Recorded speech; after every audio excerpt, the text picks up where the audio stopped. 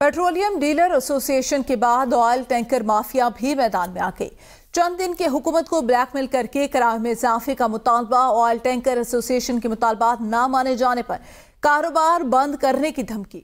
Association का मुतालबा local किराया 100%, लॉन्ग किराया 50% तक बढ़ाया जाए। मजीद जानते हैं शाहिद कुरैशी से।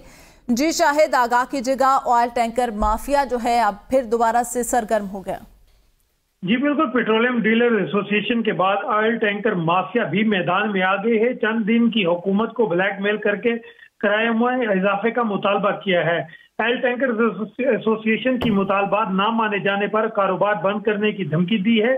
ऑयल टैंकर एसोसिएशन का ये कहना है कि लोकल किराया 100%, जबकि लॉन्ग किराया 50% तक बढ़ाया जाए। व्हाइट ऑयल पाइपलाइन में ऑयल टैंकर ट्रांसपोर्ट को कोटा दिया जाए, जबकि तेल की तरसील के लिए पुरानी गाड़ियों को बहाल किया जाए, जबकि इस्तेमाल ना होने वाली पुरानी गाड़ियों को हुकूमत मुआवजा दे। ऑयल टैंकर एसोसिएशन का ये भी कहना है कि ईरानी तेल का कारोबार बंद किया जाए। एक हफ्ते में अगर हमारे मुतालबात ना माने गए तो कारोबार को बंद कर देंगे। जी सही, कारोबार को बंद कर दिया जाएगा। बहुत शुक्रिया शाहिद कुरैशी।